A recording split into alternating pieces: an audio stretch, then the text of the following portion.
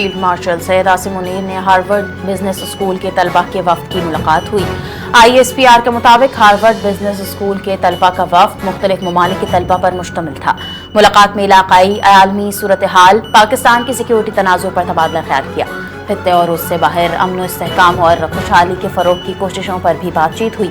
Field marshal Syed Asim Munir نے بڑھتی ہوئی غیر یقینی دنیا میں نوجوانوں کے بامعنی کردار کی اہمیت کو اجاگر کیا۔ اپنے خطاب میں انہوں نے کہا، نوجوانوں کو حقائق پر مبنی تجزیاتی صلاحیتوں کے استعمال پر توجہ دینی چاہیے۔ افغانستان سے مذاکرات کو تیار ہیں، ایران کے خلاف یک طرفہ پابندیوں پر عمل کے پابند نہیں۔ ترجمان دفتر خارجہ طاہر حسین اندراوی کی ہفتہ وار پریس بریفنگ، کہا پاکستان اب بھی افغانستان کے ساتھ ریاستی سطح کے مذاکرات کے لیے تیار ہے۔ پاکستان سفارتی رابطوں اور کوششوں کو فعال طور پر جاری رکھے گا۔ فیلڈ مارشل سید عاصم منیر نے پاکستان کی جاری سفارتی کوششوں کے سلسلے میں تہران کا دورہ کیا۔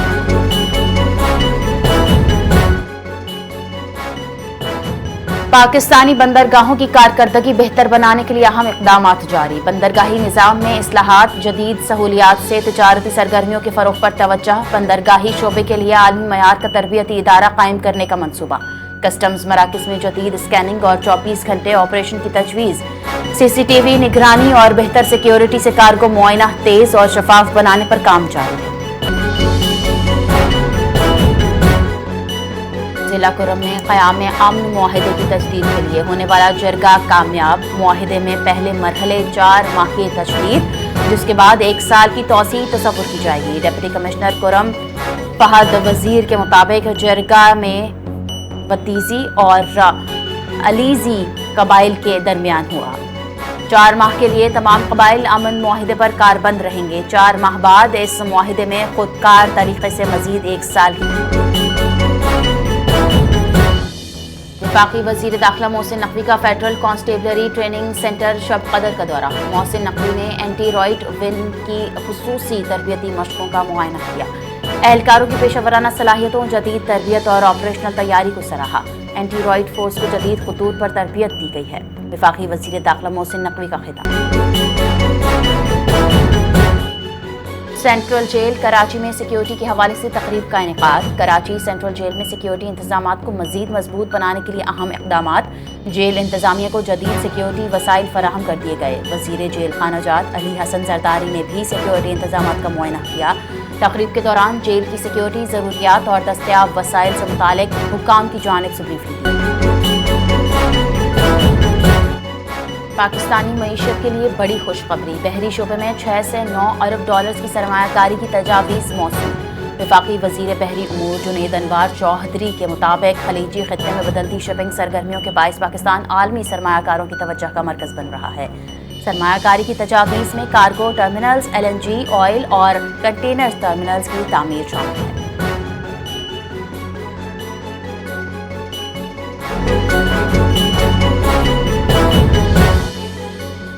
پیمز کی نرسری میں 15 نہیں بلکہ 40 سے 50 بچے موجود تھے۔ رکن قومی اسمبلی قائمہ کمیٹی برائے صحت ڈاکٹر شازیہ صوبیہ کا میڈیا سے گفتگو میں انکشاف، کہا مجھے یہ بات پیمز اسپتال کے دورے میں معلوم ہوئی۔ سابق ایڈوکیٹ جنرل اسلام آباد جہانگیر جدون نے کہا کہ جوڈیشل کمیشن بنائے بغیر واقعے کی انکوائری مکمل نہیں ہو سکتی۔ دوسری جانب پیمز اسپتال میں جاں بحق نومولود بچوں کی یاد میں اسپتال کے داخلی راستوں پر شمع روشن کی گئی۔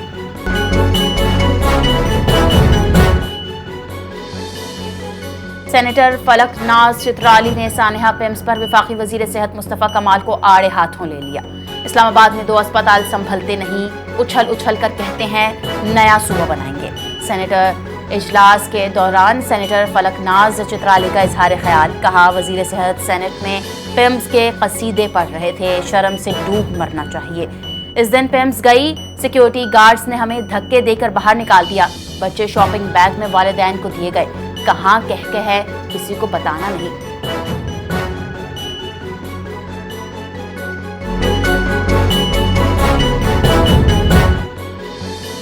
پیمز آتش زدگی، جاں بحق بچوں کے لواحقین کے لیے فی کس 50 لاکھ روپے معاوضے کا اعلان۔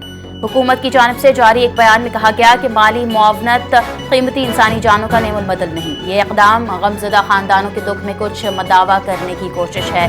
متاثرہ خاندانوں کو ہر ممکن تعاون اور معاونت فراہم کی جائے۔ سانحہ بیمس پر وزیر اعظم شہباز شریف نے انکوائری کمیٹی بنائی ہے، ہمیں قیاس آرائی کے بجائے اس کی رپورٹ کا انتظار کرنا چاہیے۔ وفاقی وزیر قانون کا میڈیا سے گفتگو، کہا کل تک پوری انکوائری رپورٹ آ جائے گی اور بہت ساری چیزیں صاف ہو جائیں گی۔ انکوائری کمیٹی کے TORs ہی یہی کہتے تھے کہ وہ ذمہ داری کا تعین کریں۔ نائب وزیر اعظم اسحاق ڈار نے برطانوی وزیر خارجہ سے لندن میں وفود کی سطح پر ملاقات کی۔ پاکستان اور برطانیہ کے درمیان تمام شعبوں میں تعاون بڑھانے پر اتفاق ہوا۔ ملاقات میں سنتاس معاہدے اور خطے کی سیکیورٹی صورتحال پر بھی تبادلہ خیال ہوا۔ برطانوی وزیر خارجہ نے مشرق وسطیٰ میں امن کے لیے پاکستان کے کردار کو سراہا۔ بگ ڈیٹا جدید معیشت اور ترقی میں بنیادی کردار ادا کر رہا ہے۔ وزیر اعلیٰ پنجاب مریم نواز کا تقریب سے خطاب، کہا نوجوانوں کو جدید ٹیکنالوجی کی تعلیم، روزگار کے مواقع فراہم کرنا ترجیح ہے۔ ڈیجیٹل ٹیکنالوجی سے حکومتی نظام میں شفافیت سے کارکردگی بہتر بنائی جا سکتی ہے۔ مصنوعی ذہانت، بگ ڈیٹا اور جدید ٹیکنالوجی مستقبل کی ترقی کی بنیاد۔ ڈونلڈ ٹرمپ نے خود کو امریکی تاریخ کا عظیم ترین صدر قرار دے دیا۔ ٹرمپ نے سوشل میڈیا پلیٹ فارم پر امریکی صدور کی تصاویر کی ایک فہرست جاری کی۔ سابق امریکی صدر ابراہم لنکن، واشنگٹن FD اور ولسن جیکسن کو عظیم صدور کی فہرست میں ڈالا۔ صدر ٹرمپ نے سابق امریکی صدر کلنٹن سمیت 12 صدور کو اوسطاً قرار دیا، جبکہ 6 صدور کو اوسطاً سے بھی نیچے درجے کا قرار دیا۔ جدہ میں اسلامی ممالک کے وزراء خارجہ کا اجلاس، OIC کے رکن ممالک اور وفود کی شرکت، جامع قرارداد منظور، فلسطینی عوام پر جبر کو روکنے کے لیے قانونی، سیاسی اور سفارتی اقدامات لینے کا مطالبہ۔ پاکستانی مستقل مندوب سید فواد شیر کے مطابق OIC کشمیریوں کے حق خود ارادیت کے حصول کے لیے کوششیں مزید تیز کرے گا۔ اجلاس میں موریتانیہ کے سابق وزیر خارجہ اسماعیل اولد الشیخ سے OIC کے نئے سیکریٹری جنرل منتخب۔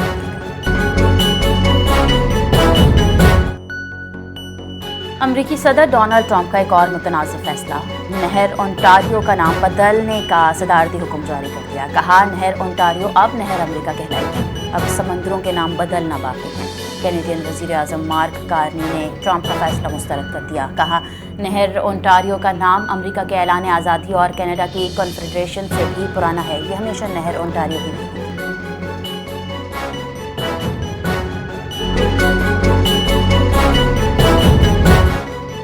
برطانیہ کے 3 بڑے ہوائی اڈوں پر بڑے پیمانے پر سائبر حملے کا انکشاف، 87 لاکھ صارفین کا ڈیٹا چوری۔ مانچسٹر اسٹینڈرڈ اور ST مینڈلز ہوائی اڈے ہیکرز کے نشانے پر آ گئے۔ ای میل، فون نمبرز، گاڑیوں کے رجسٹریشن اور پوسٹ کوڈز ہیکرز کے ہاتھ لگ گئے۔ ہیکرز نے ڈیٹا واپس کرنے کے بدلے تاوان مانگ لیا، کمپنی نے رقم دینے سے انکار کر دیا۔